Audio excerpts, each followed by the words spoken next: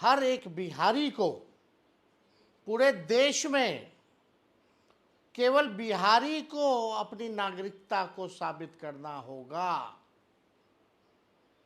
और यही voter list से 2024 का चुनाव हुआ था। अगर वो फर्जी था तो चुनाव भी फर्जी होगा। जो देश भर में सरकार बनी है फिर वो भी फर्जी सरकार होगी। आखिर आनन फानन में ये निर्णय जो है क्यों लिया गया कि नमस्कार, स्वागत है आप सभी का। मेरा नाम है किशन चौबे। आज एक बार फिर से बिहार के मुद्दे पर ही चर्चा होगी। बिहार में एक मसला काफी दिनों से गरमाया हुआ है। चुनाव नजदीक है और उससे पहले चुनाव आयोग ने वोटर लिस्ट दुरुस्त करने के लिए उसका पुनर्निरीक्षण कार्यक्रम शुरू किया है। लेकिन इसको लेकर बिहार में बवाल मचा हुआ है। तमाम विपक्षी दल इसको लेकर प्रदर्शन करने की भी धमकी दे रहे हैं और बड़े पैमाने पर इसका विरोध कर रहे हैं। उनका यह कहना है कि बिहार में एनआरसी लागू हो रहा है, बिहार के गरीब जनता का वोट छीना जा रहा है, बिहार में वोटबंदी की जा रही है। ये पूरा मामला क्या है, आज इसको हम विस्तार से समझेंगे। तेजस्वी यादव से लेके कांग्रेस पार्टी, और मैं आपको एक दिलचस्प बात बताऊं, न सिर्फ विपक्षी दल बल्कि सत्ता पक्ष के भी कई दल ऐसे हैं जो इसका विरोध कर रहे हैं, जिनके दिमाग में यह है कि कहीं इससे उनके वोटरों में भी कमी ना आ जाए, उनके वोटरों को भी दिक्कत का सामना न करना पड़े। तो ये पूरा मसला है क्या, आइए इसको विस्तार से समझते हैं। दरअसल चुनाव आयोग ने 24 जून को एक नोटिफिकेशन जारी किया जिसमें यह बताया गया कि एक बार फिर से जो वोटर लिस्ट है उसको तैयार किया जाएगा। उसमें जो तरीके की जो भी दिक्कतें होंगी उनको हटाया जाएगा, जिनकी मृत्यु हो गई होगी उनको हटाया जाएगा और एक नया वोटर लिस्ट तैयार किया जाएगा। इसमें कुछ शर्तें रखी गई। इसमें लोगों को ये प्रूफ करना पड़ेगा कि वो बिहार के नागरिक हैं कि नहीं है, और भी तमाम तरीके की चीजें। उसमें कुछ शर्तें रखी गई। वो शर्तें ये थी कि जिनका जन्म 1 जुलाई 1987 से पहले हुआ है उनको सिर्फ अपना प्रमाण पत्र देना पड़ेगा, अपना वोटर आईडी से उनके काम हो जाएगा।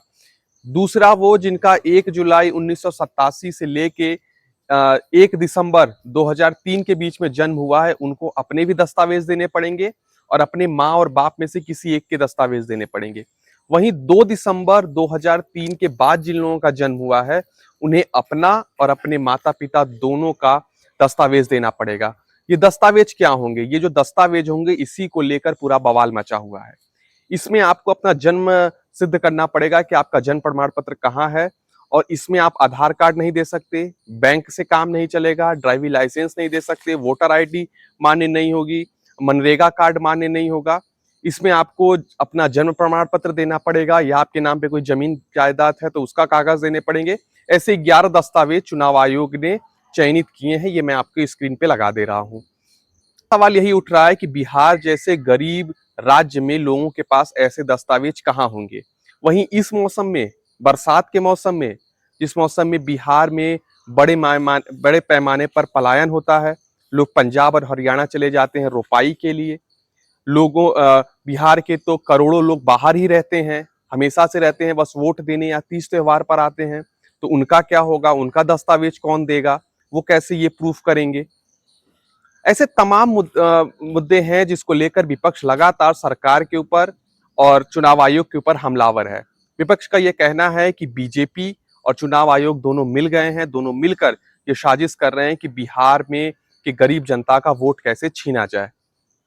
और इसको लेकर तेजस्वी यादव ने ये तक कह दिया है कि हम 9 जुलाई को पूरे बिहार में प्रदर्शन करने वाले हैं, चक्का जाम करेंगे और इसके खिलाफ बड़ा से बड़ा प्रदर्शन करने को तैयार हैं।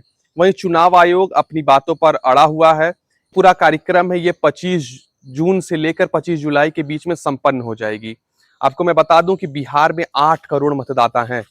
अब 8 करोड़ मतदाता का इतना जल्दी ये पूरा पुनर्निरीक्षण कार्यक्रम जो चल रहा है, वोटर लिस्ट नए तरीके से तैयार कर पाना कितना कठिन होगा, कितना जल्दी हो पाएगा और कितना देर लगेगा ये नहीं मालूम। तेजस्वी यादव लगातार ये सवाल उठा रहे हैं कि जब उसी वोटर लिस्ट से 2024 का इलेक्शन हुआ, उसी वोटर लिस्ट से 2020 का इलेक्शन हुआ, तो जब 2025 का इलेक्शन हो रहा है तो इसमें ये इतनी जल्दीबाजी क्यों की गई?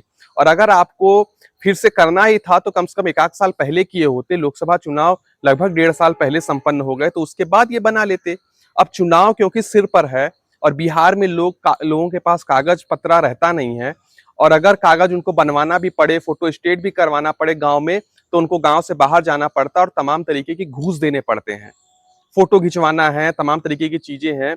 चुनाव आयोग कितना उसमें कर पाएगा, इसको लेकर तेजस्वी यादव लगातार सवाल उठा रहे हैं। और तेजस्वी यादव का सीधा सीधा ये कहना है कि क्योंकि ये हमारे अल्पसंख्यक, दलित, महादलित, पिछड़े, अति पिछड़े का वोट काटना चाहती है बीजेपी, इसलिए चुनाव आयोग से ये करवा रही है। और लगातार तेजस्वी यादव इसको लेकर हमलावर हैं, कांग्रेस पार्टी हमलावर है। कांग्रेस पार्टी समेत तमाम विपक्षी पार्टियों का डेलीगेशन दिल्ली में मिलने गया चुनाव आयोग से। तेजस्वी यादव मिलने गए चुनाव आयोग से और अपनी बातें कही, अपने विरोध दर्ज कराया। वहीं सत्ता पक्ष की अगर बात की जाए तो सत्ता पक्ष इसे रेगुलर प्रक्रिया बताकर खारिज कर दे रहा है। बीजेपी प्रदेश अध्यक्ष ने कहा कि ये तो रेगुलर सी चीजें हैं, ये तो चुनाव आयोग अपना करता रहा है। वहीं बीजेपी के उप मुख्यमंत्री ने कहा कि तेजस्वी यादव संविधान को नहीं मानते हैं, इसलिए उन्होंने ये सब अफवाह उड़ा रहे हैं।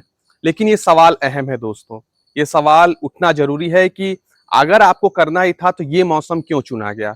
बिहार में बड़े पैमाने पर बाढ़ आती है, आपको मालूम है। बिहार में बाढ़ का सिलसिला अब जारी हो जाए, क्योंकि जैसे ही पूरे देश भर में बारिश होगी, सारा पानी बिहार में जाता है, गंगा का, यमुना का, वो बाढ़ का रूप ले लेता है। और बिहार में तमाम अपनी भी नदियां हैं, वो सारी नदियां उफान पर होती हैं, लोगों को दिक्कतों का सामना करना पड़ता है, लोगों के दस्तावेज, कागज सब इधर उधर हो जाते हैं, लोगों का जीवन इधर उधर हो जाता है।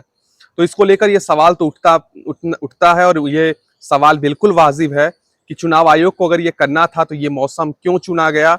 और दिलचस्प बात ये होगी दोस्तों कि चुनाव आयोग का ये 25 जुलाई के बाद जो रिपोर्ट आएगा उसने देखना दिलचस्प होगा कि जो 8 करोड़ मतदाता हैं, 7 करोड़ 90 लाख के आसपास, उनमें से कितने बढ़ते हैं, कितने कम हो जाते हैं। और अगर इसी तरीके से चुनाव आयोग इतनी जल्दीबाजी में करता रहा तो देख के तो यही लगता है कि वोटर लिस्ट कम ही हो जाए, क्योंकि बड़े पैमाने पर लोग प्रदेश से बाहर हैं, लोगों के पास दस्तावेज नहीं है, लोग कैसे प्रूफ करेंगे? और जमीनी कार्यकर्ता को अभी कुछ समझ में भी नहीं आ रहा है कि कैसे हम इस चीज से पार पाएं। तो तेजस्वी यादव का ये बयान, तेजस्वी यादव का ये विरोध और ये सारी चीजें, हमारे साथ एक एक्सपर्ट हैं, हम चाहेंगे कि आप 1 मिनट के लिए हमारे पास आ जाएं और इस पर बस ये बता दें हमें कि इससे घाटा किसका होगा, वोट के तौर पर किसका घाटा होगा। क्या तेजस्वी यादव जो ये मुद्दा बना रही है, तेजस्वी यादव को बना बनाया एक मुद्दा बीजेपी ने दे दिया है? मुद्दा तेजस्वी यादव को बिल्कुल मिल गया है, क्योंकि देखिए तेजस्वी यादव को हाथों हाथ ये मुद्दा मिला है जी, और वो उसको उठाएंगे और उन्होंने उठाया भी। जी, सवाल क्योंकि ये भी खड़े हो रहे हैं कि लोकसभा चुनाव के बाद में आपको 1 साल से ज्यादा का वक्त था, बिल्कुल, पुनरीक्षण आपको करना था, आप तब कर सकते थे। बिल्कुल, बिल्कुल, ठीक चुनाव से ऐन वक्त पहले करने से भ्रम की स्थिति पैदा हो रही है। बिल्कुल, बिल्कुल, और बहुत सारे लोग बिहार में ऐसे हैं, बहुत सारे, बड़ा वर्ग एक है जिसके पास में जन्म प्रमाण पत्र आज की तारीख में नहीं है। बिल्कुल, बहुत बड़े बड़े लोग उनमें बड़े-बड़े लोग। शामिल है। यहाँ तक कि खुद तेजस्वी यादव ने कहा है कि उनकी जो धर्म पत्नी है, जी, वो दिल्ली से हैं। वो दिल्ली से है। पिछले ही साल में उनका आधार कार्ड देकर के वोटर आईडी कार्ड बना है। जी, और उन्होंने कहा है कि अभी फिर उनका इस बार बनवाना पड़ेगा। यानी 1 साल पहले जिसको आप एक लीगल डॉक्यूमेंट बता रहे थे वोटर आईडी कार्ड के लिए, ठीक 1 साल के बाद में विधानसभा चुनाव में आपने उसको खारिज कर दिया। जी,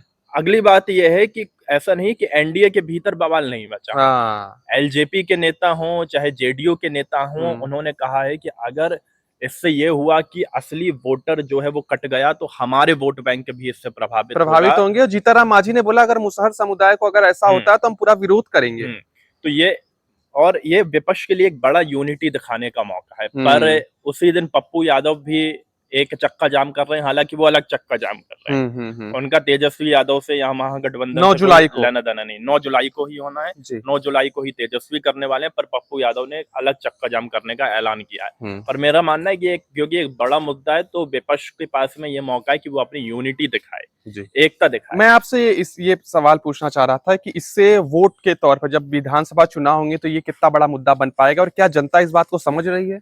जनता के भीतर में ये चला गया, जैसा कि आपने पहले ही अपनी वीडियो में बता दिया कि किसान इस वक्त रोपनी में जी व्यस्त है जी और कोई नहीं चाहता। जी सबसे बड़ा सवाल है, क्यों कोई बिहारी चाहेगा कि बार बार हमको लाइन में खड़ा कर दिया जाए, जी। बार बार हमसे ही कहा जाए कि और आप अपनी ये भी नागरिकता साबित आशंका करिए। जताई जा रही है कि अब इसके बाद पूरे देश में इसको लागू किया जाएगा 2026 में। दोस्तों मैं आपको बता दूं, पश्चिम बंगाल, तमिलनाडु, केरल, पौंडीचेरी, असम में चुनाव होने वाले हैं। बिहार में गांवों में स्थिति यह है कि वहां पर बिजली नहीं है, जी वहां पर इंटरनेट नहीं है। जी आप कह रहे हैं कि ऑनलाइन हम्म उनको फॉर्म भरना होगा, हम्म ऑनलाइन भी फॉर्म भरना होगा। वो कैसे करेगा बिहार का युवा?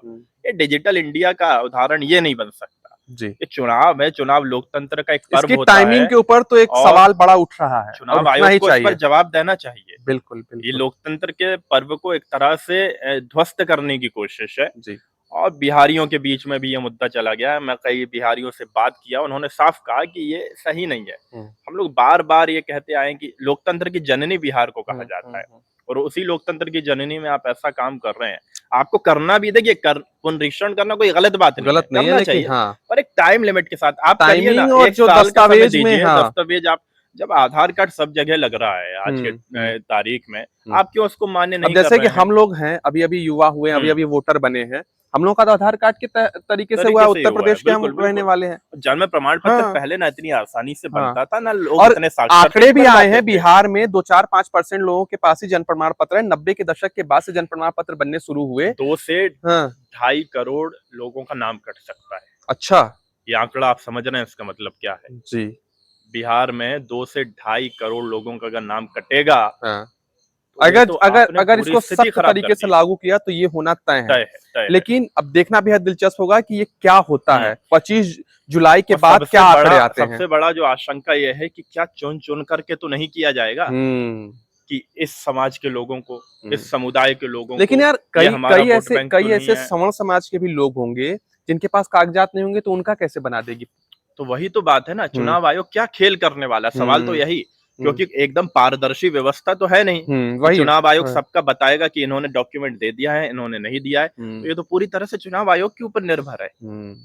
ऐसा तो नहीं होगा कि वो विपक्ष के वोट बैंक में सेंधमारी कर देगा और एनडीए के वोट बैंक को बचा करके रखेगा। ये विपक्ष के भीतर में सवाल है और वो सवाल उठा रहे हैं और लाजमी उठना भी चाहिए। एनडीए के कई नेताओं से भी मेरी बात हुई, जो बीजेपी के कार्यकर्ता नेता हैं और जेडीयू के नेता कार्यकर्ता, वो बोले मुझे, हम लोगों को भी नहीं समझ में आ रही है हो क्या रहा है। एक तो पहली बार हो रहा है, 2003 में आखिरी बार हुआ था, सालों पहले की बात है, अब हो रहा है।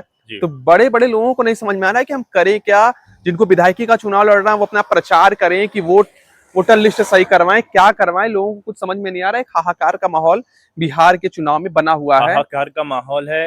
बीजेपी इसमें मुश्किल में घिरेगी।